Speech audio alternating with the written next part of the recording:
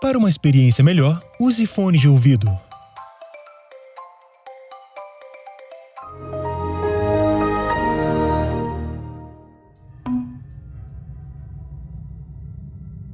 Li tantas histórias por aqui que decidi compartilhar a minha. Cerca de 6 anos atrás, eu estava com meu amigo Tom na cabana dos meus pais. Decidimos ir até um cassino localizado em uma reserva Ojibwe, a cerca de 40 minutos de distância.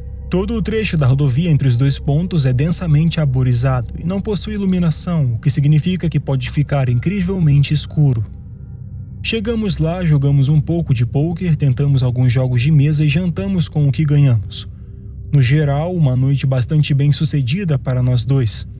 Acabamos saindo do cassino por volta de 1 da manhã. Um pouco mais tarde do que eu gostaria, considerando a ausência total de luzes na estrada. Dirigimos por cerca de 20 minutos na rodovia sem cruzar com nenhum outro veículo, quando notei 2 orbes verdes à beira da estrada, antes de uma colina. Percebendo que era um cervo, pisei no freio e esperei. Vários cervos cruzaram a estrada e retomamos a direção. O carro subiu a colina devagar, pois havíamos parado. Assim que chegamos ao topo, Tom gritou um palavrão porque bem na nossa frente havia uma jovem caminhando no meio da nossa faixa, vindo em nossa direção, a não mais de uns 10 metros. Pisei no freio de novo e parei a cerca de 3 metros dela. Infelizmente já estávamos devagar por causa da subida, mas o que passou pela minha cabeça não foi o fato de quase termos atropelado alguém. Foi que aquela jovem com cabelo preto como um breu usava uma camisola branca e estava descalça, andando em nossa direção com uma expressão vazia e sem emoção. Não vou mentir, essa imagem me assustou, parecia cena de filme de terror. Tony e eu esperamos para ver se ela viria até a janela pedir ajuda ou algo assim. Ela chegou à frente do nosso carro e contornou pelo lado do motorista. Não parou, mas levantou a mão e arrastou os dedos pela lateral do carro enquanto continuava andando. Nesse ponto, tanto eu quanto Tom estávamos apavorados. Perguntei ao Tom o que devíamos fazer. Ele disse que devíamos simplesmente ir embora dali, mas por algum motivo eu não me senti bem em sair sem ao menos perguntar se ela estava bem. Olhei pelo retrovisor e vi que ela ainda estava andando. Por ter quase atropelado e sentindo que havia algo muito errado, decidi fazer alguma coisa. Disse ao Tom que ia perguntar se ela estava bem. Ele implorou para irmos embora. Coloquei uma postura de coragem e disse para ele não se preocupar, que eu já voltava. Liguei o pisca-alerta e saí do carro. Deixei a porta aberta para fornecer um pouco de luz e fui até a traseira do veículo. As luzes internas não ajudaram muito, mas os piscas me permitiram ver o contorno dela, um pouco abaixo da colina. Só conseguia vê-la a cada segundo, intercaladamente, e gritei meio alto: "Você está bem?" Ela finalmente parou de andar, mas continuou virada de costas. Não respondeu. Ouvi a porta do Tom abrindo e ele estava saindo para se juntar a mim. De repente, ela começou a gritar. Tony e eu corremos de volta para o carro e eu simplesmente acelerei. Levei uma bronca enorme do Tom durante todo o caminho de volta até a cabana. Desde então, nunca mais vi ou ouvi nada parecido naquela rodovia. Eu sou muito grato por isso. Foi o momento mais assustador da minha vida. Eu estava acampado no meio do nada em Washington, perto do Mount Rainier. Não era um acampamento oficial, só no meio da floresta onde eu não esperava encontrar outro ser humano num raio de quilômetros. Numa noite acordei ao ouvir um barulho. Abri minha barraca e havia um cara sentado onde minha fogueira tinha estado, bem na frente da barraca. Nada de particularmente notável no sujeito, só um cara aparentemente comum sentado ali, a poucos metros de mim. Sem mochila, sem equipamento, só ele. Ele me viu abrindo a barraca, regalou os olhos como se tivesse visto um fantasma e saiu correndo. Aquilo me deixou bastante abalado, mas no dia seguinte consegui, de certa forma, deixar pra lá, achando que devia ter sido só um episódio estranho com alguém chapado ou algo assim que, por coincidência, montou um acampamento perto do meu. E então, 2 dias depois, a uns 15 a 20 quilômetros de distância, em direções totalmente aleatórias que ninguém seguiria por engano, eu estava sentado à noite perto da fogueira e comecei a ouvir barulhos que cada vez mais pareciam ser de uma pessoa. Gritei perguntando quem estava lá e do meio da escuridão alguém respondeu: "Você sabe como chegar até Bill's Canyon?" Eu disse que não. Nem acho que esse lugar exista por lá. A pessoa continuou falando, mas sempre fora do meu campo de visão. Tentei iluminá-la com a lanterna, mas ela gritou: "Aponta isso pro outro lado." E, meio assustado e sem querer irritar alguém potencialmente perigoso, obedeci. Depois de uns 15 minutos, eu já completamente apavorado e a pessoa fazendo perguntas aleatórias do escuro, a voz apareceu estar se aproximando, então apontei a lanterna novamente naquela direção. E era o mesmo cara que estava fora da minha barraca 2 noites antes. Ele deve ter me seguido por quase 15 quilômetros ao longo de 2 dias, porque não tem como ele simplesmente ter parado no mesmo lugar por coincidência, dada a vastidão daquela floresta. Simplesmente impossível. Assim que a luz o alcançou, ele saiu correndo de novo. Comecei a correr atrás, mas parei rápido depois de uns 30, 60 metros, porque não queria me perder no escuro. Essa não dava para ignorar. A única explicação para ele estar nos 2 lugares era se realmente estivesse me seguindo. Decidi que a viagem tinha acabado ali mesmo e no dia seguinte comecei a trilha de volta, que levou 3 dias. Durante todo o caminho fiquei fazendo voltas, tentando despistar qualquer um que estivesse me seguindo. Às vezes me escondia para ver se ele passava atrás de mim. Não consigo nem descrever o quão aterrorizante foi a sensação de estar sendo caçado pela floresta, tendo que bolar estratégias para evitar ser possivelmente assassinado. Na primeira noite de retorno, ouvi 2 vezes o que parecia ser alguém andando em círculos do lado de fora da minha barraca, mas quando criei coragem para olhar, não havia ninguém. Na segunda noite, ouvi o que inicialmente achei que fosse um animal distante, mas aos poucos fui achando que parecia mais como uma pessoa imitando sons de animal. Podia mesmo ser um bicho, mas parecia mais uma pessoa uivando. Quase chorei quando finalmente cheguei de volta ao carro, o alívio foi imenso. Até hoje, provavelmente foi a experiência mais assustadora da minha vida. Não tenho ideia de quem era aquele cara, nem quais eram suas intenções e nunca vou ter uma explicação. Mas realmente não consigo expressar o quão aterrorizantes foram aqueles dias. Eu tinha cerca de 7 anos, meu irmão uns 10. Já passava bastante da nossa hora de dormir quando nossa mãe acordou no sofá para nos levar para a cama. Nosso pai trabalhava com construção em outra cidade naquela época, então muitas vezes ficávamos só nós 3 em casa por semanas seguidas. Subindo as escadas e virando imediatamente à direita ficava o quarto dos nossos pais. Indo para a esquerda, você se encontrava no meio de um corredor. Virando à esquerda de novo, nesse corredor, chegava-se ao quarto do meu irmão. Na outra extremidade ficava o meu quarto, que também ficava em frente ao banheiro do andar de cima. Em cada extremidade do corredor havia portas de vidro que sempre mantínhamos trancadas e raramente usávamos. A porta do meu lado dava para uma varanda com vista para o jardim de frente e a porta do lado do meu irmão dava para um quintal dos fundos. A casa era construída inclinada numa pequena colina.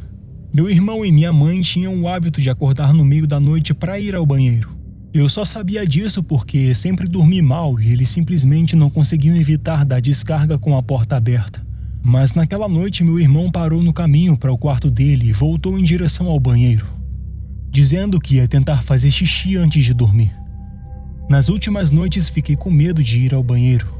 Ele continuou dizendo que via um homem usando listras no final do corredor. Não sei se minha mãe ignorou achando que meu irmão estava contando histórias de fantasmas para tentar me assustar, ou se ela já estava meio dormindo e nem registrou, mas ela não reagiu em nada à confissão do meu irmão.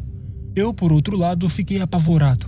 O medo de ver um fantasma assim no fim do corredor ou pelas janelas foi o que me fez começar a correr das escadas até o meu quarto à noite. Anos depois, quando eu tinha cerca de 18 anos, minha mãe e eu estávamos conversando no carro sobre um cachorro que tivemos por pouco tempo quando eu era pequeno. Estávamos relembrando histórias sobre a tendência do Max de destruir meus sapatos e outros comportamentos bagunceiros, quando minha mãe soltou do nada: "Você lembra daquela vez em que eu abri a porta da frente para os policiais e o Max correu para dentro da cozinha e começou a rasgar aquele saco grande de ração que tínhamos?" Isso me pegou completamente de surpresa, porque em todos os anos em que eu morei naquela casa nunca chamamos a polícia. Perguntei do que ela estava falando e ela pareceu igualmente surpresa, como se tivesse revelado algo sem querer. Ela disse que não tinha me contado porque eu era muito pequeno na época. Ela disse que uma noite viu um cara do outro lado da janela olhando para ela. Ela continuou contando que ao acender a luz o homem saiu correndo e então ela pegou a arma do meu pai antes de ligar para a polícia. Ela disse que não lembrava muito dos detalhes, mas disse que era um homem branco usando uma camisa listrada e jeans, cabelo curto e escuro, algo assim. Eles disseram que combinava com a descrição de um homem que estava procurando na região. Acontece que ele havia fugido da prisão acusado de assassinato. Agora sei que parece óbvio ouvindo essas duas histórias, uma depois da outra, mas só há alguns anos, já na casa dos 20, percebi que meu irmão havia nos alertado sem saber sobre um assassino que passou várias noites espionando nossa casa. Quando eu tinha cerca de 22 anos, tive um encontro assustador enquanto estava hospedada em um hotel a trabalho. Por volta de 2010, eu trabalhava para um grupo itinerante de fotografia que tirava fotos para diretórios de igrejas. Cada fotógrafo dirigia separadamente vindo de vários lugares. Naquele momento, eu estava em Arlen, Iowa. Estava hospedada em um hotel junto com outros fotógrafos que também participavam. Acho que eram 4, 2 homens, uma mulher e eu. Uma manhã desci para o café da manhã e estava assistindo TV na área de café do hotel. Havia um cara lá também por perto. Quando ele me olhou, eu disse bom dia, como costumo fazer em qualquer lugar, só para ser simpática. Ele respondeu e trocamos algumas palavras educadas. Algo que você faz com um estranho que provavelmente nunca verá de novo. Ele comentou que estava hospedado ali com sua equipe para um trabalho de construção. Ao sair, falei algo bem casual, tipo, tenha um bom dia, até mais. Ele respondeu algo como, a gente pode sair mais tarde. Não dei muita importância e apenas deixei pra lá, como quem diz, talvez. Não lembro se foi no mesmo dia, mas como eu só começava a trabalhar às 11, geralmente trabalhávamos das 11 às 10 da noite, dependendo do tamanho da igreja. Decidi tirar um cochilo, já que não tinha dormido bem na noite anterior. Enquanto estava deitada no quarto, comecei a receber ligações pelo telefone do quarto. Eu nunca recebia ligações assim, até então, dizia alô, mas ninguém respondia. Depois de algumas vezes, simplesmente tirei o telefone do gancho e deixei ao lado para parar de tocar. Quando chegou a hora de me levantar e saí do quarto e vi um cara no corredor. Acenei casualmente, ainda sem suspeitar de nada.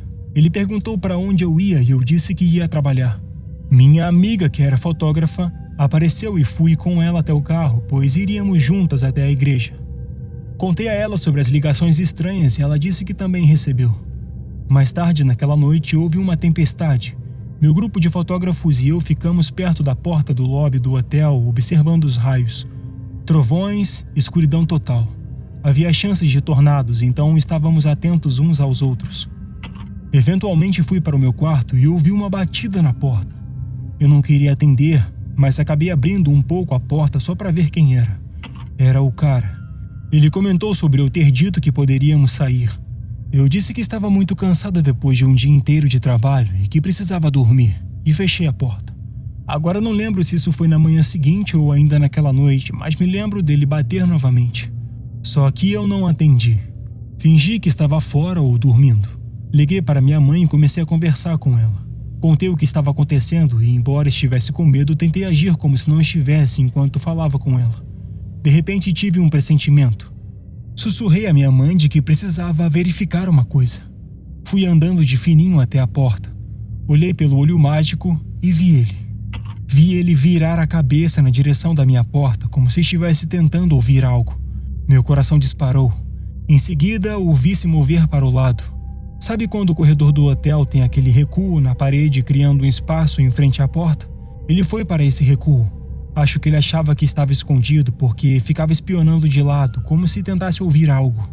Andei silenciosamente até o lado oposto do quarto e sussurrei para minha mãe dizendo que estava com medo. Liguei para a recepção, como minha mãe sugeriu, para reclamar. Não lembro se também mandei mensagem ou liguei para minha amiga, mas ela também reclamou na recepção sobre as ligações estranhas que recebeu. Eventualmente nos deram novos quartos e o gerente do grupo de construção foi avisado pelo hotel sobre um dos seus funcionários. O cara assustador foi instruído a ficar longe da gente. Contei para algumas pessoas da igreja sobre o ocorrido e todos disseram que, se precisássemos, poderíamos ficar com elas.